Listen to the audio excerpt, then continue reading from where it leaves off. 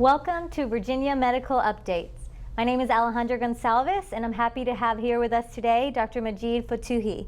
Welcome. Thank you for being here. Thank you. Dr. Fotuhi is a Harvard and Johns Hopkins trained neurologist and neuroscientist. He's widely regarded in the field of memory, aging, and increasing brain vitality in late life. He has numerous publications with 25 years of teaching experience, clinical work, and neuroscience research. He is currently the medical director of Neurogrow Brain Fitness Center, the chief medical officer at Neurocore Brain Performance Centers, and affiliate staff at Johns Hopkins. It's such an honor to have you here with us. Thank you again for being here. It's my pleasure. Today we're going to be discussing 6 ways that your brain can shrink. So obviously a very important topic. We don't want this to happen to us. I know that some of us may know that Alzheimer's causes our brain to shrink. So talk to us about these 6 ways that our brain can shrink. Sure. Again, thank you very much for having me on your show. Most people think of Alzheimer's when it comes to aging and memory loss. They don't realize that there are so many things within their reach that can affect their brain, and that they can either shrink their brain or grow their brain. Okay. So I think it's important for people to understand and appreciate that their lifestyle choices can have an impact on their brain size and function at any age. And when it accumulates over decades, it can either make your brain strong and big or frail and shrink. That's great. So it's something that we have control over. That's right. Okay. So let me teach you a little bit about the brain to get started. I brought with me a model of the brain. Cortex and hippocampus happen to be the parts of the brain that have the highest degree of malleability. Okay. They change the most, and especially the hippocampus. And it's the hippocampus that's important for you to learn new names, learn new things, memorize what you do for your life, and so forth. Okay. So I'm going to tell you 6 things you could do to shrink your brain. Not that you should do it. You should avoid doing these things. Okay. Okay? Things we don't want to do. Things you don't want to do. Okay. Okay. Great. So what's the The first first one? thing you could do to damage your brain is to have insomnia. Okay. It turns out that if you sleep fewer than 6 hours a night, you increase your risk for stroke.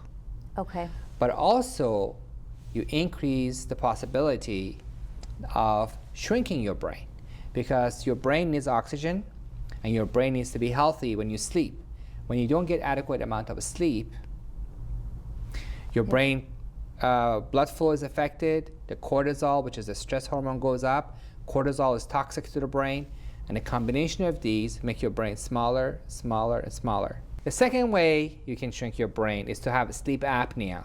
Okay. Sleep apnea is a condition in which people snore during the night. They wake up with their own snoring, and then during the day they're tired. Okay. They have a hard time staying awake in the afternoon. They doze off easily during conversations or meetings or watching a movie and so forth. So is that's causing them not to have a full night's rest? The sleep apnea is causing them to wake up and they can't properly Yes. rest. Yeah, right. Okay. So if you have sleep apnea, your brain is constantly starving for oxygen. When you wake up with your own snoring, it's like you've been drowned and your brain is waking up. Okay. Right. And a lot of people joke about it as if it's funny that somebody snores and somebody doesn't. And it's the inconvenience of snoring that people talk about. What they don't know is that the snoring and the sleep apnea shrinks by the cortex and the hippocampus by as much as 18%. Imagine this beautiful cortex, which makes you who you are, being 20% smaller. Wow. Okay. Yeah. And a lot of people don't know that they have sleep apnea, which is sad. So I strongly recommend my patients to see a doctor if they snore at night, if they wake up in the morning and feel tired. Okay. And the way sleep apnea increases brain shrinkage is by reducing the amount of oxygen to the brain. Okay. And so of course that would make a difference with what's happening. You know, 1/3 of your brain is made up of blood vessels. So anything that affects blood flow to your brain can have a huge performance on the health of your brain, on the vitality of your brain. Okay. So you need to make sure you have good blood flow to your brain. And insomnia can affect it, and sleep apnea can affect it. Okay. So this is the first bucket, Okay. sleep issues. So spouses or family members should obviously, instead of saying you're snoring, you're being too loud, they need to say, let's go visit the doctor. There's a problem here, and something that can be avoided so that later on you're not, seeing these effects on your brain. Exactly. Okay. And it's not just the inconvenience of snoring that's a problem, it's the fact that people's brain is shrinking.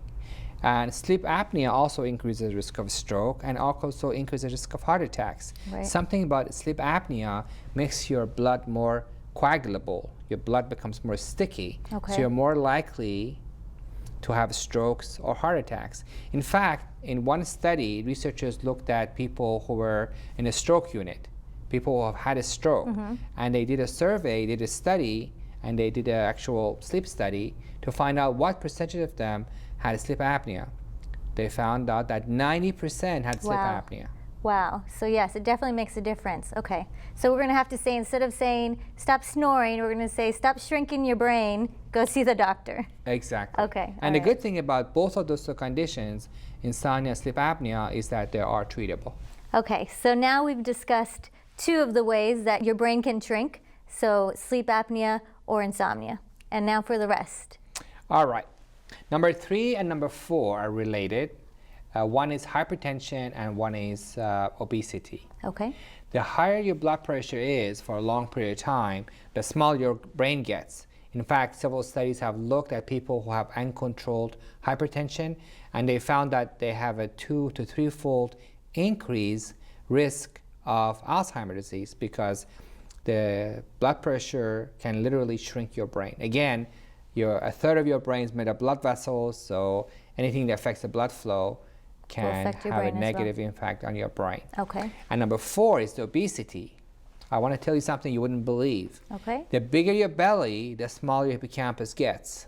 Okay. Wow. So it's linked as well. it is incredible what a tight relationship there is between the size of the belly and the size of the hippocampus. And it's mostly the belly fat that's an issue, not so much the fat around your buttock area. Okay. There's something about the belly fat that's toxic to the brain. Okay. And for example, people who have diabetes are at increased risk for developing Alzheimer's disease and having a smaller brain because they often have bigger bellies. Okay. Yes.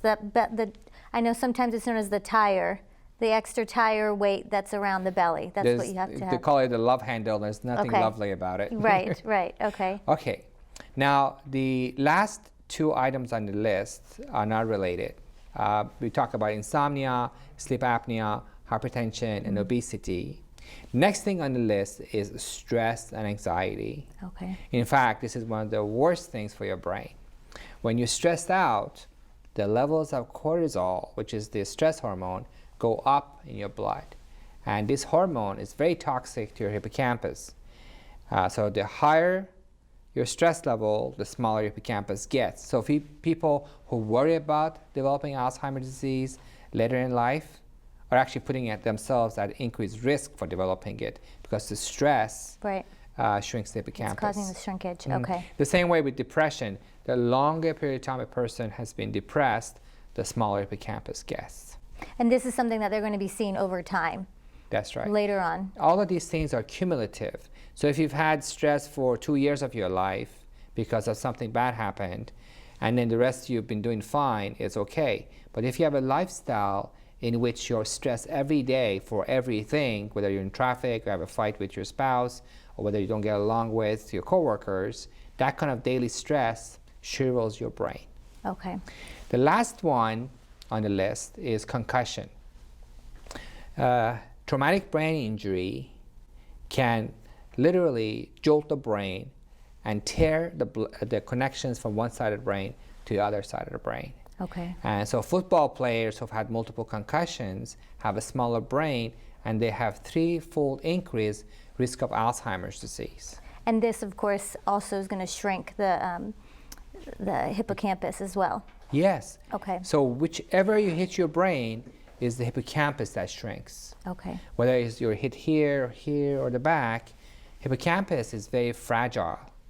And so when a person is hit, the brain is shaken and it hits the front of the skull and the back of the skull, and the hippocampus inside moves, It and that causes a causes trauma as well. trauma. And Okay. also causes trauma to the connections from hippocampus to the rest of the brain.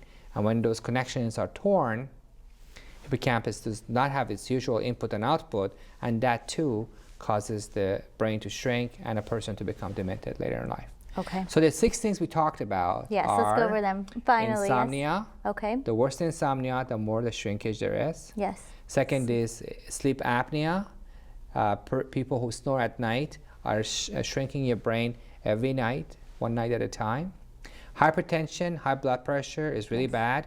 So if somebody has high cholesterol and has a bad diet that worsens their hypertension, they are literally shrinking their brain. Okay. And then obesity is important. And so if you have a big, huge belly, your hippocampus shrinks by a lot. But if you're just overweight without being obese, that is bad for the brain as well. Okay. Which is linked to diabetes. Exactly. Okay. Okay. And then number 5 on the list is anxiety and depression issues. Okay. And the worse they are, the more hippocampus shrinks. And lastly is concussion and traumatic brain injury. Okay. They all affect hippocampus more so than other parts of the brain, and they all increase your risk of developing Alzheimer's disease later in life because they shrink the cortex and hippocampus. Okay, great. So these are all things that we're going to try to avoid and make sure that we're not doing in our lives so that we're not causing our brains to shrink. So we want to thank you, Dr. Fotuhi, for being with us today. We have learned a lot today, and we hope to see you again here at Virginia Medical Updates.